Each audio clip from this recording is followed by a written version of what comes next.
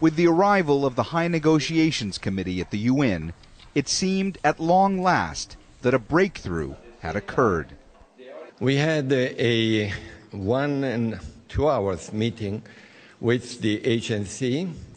As far as we are concerned, their arrival to the Palais des Nations and initiating the discussions with us is the official beginning of the Geneva talks. But just moments earlier, the spokesperson for the Saudi-backed opposition group sounded far less certain that any kind of substantive talks were imminent. We came here to discuss with the special envoy resolution 2254, lifting the siege and stopping the crimes that done by Russian airstrikes in Syria. And I believe we received very positive messages from the special envoy. Syrian opposition groups have been threatening to walk out of the Geneva talks unless the government stops airstrikes. With Russia's help, the al-Assad regime has made significant gains on the ground in recent weeks.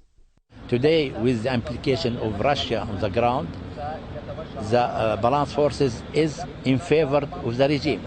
We are trying to convince our friends that they must help us to change the situation.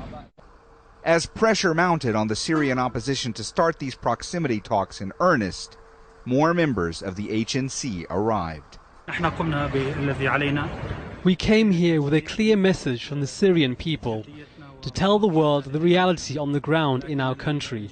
The continuous shelling, the daily bombardment, the siege and the blockade that our people face, the starvation and the deteriorating humanitarian conditions. With both sides of the Syrian conflict now at the UN, the shuttle diplomacy will finally begin with focus on getting humanitarian aid into besieged areas and a possible prisoner release.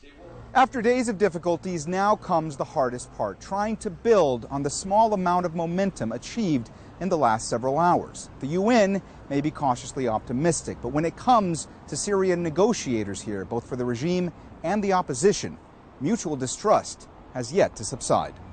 Mohammed Jamjoom, Al Jazeera, Geneva.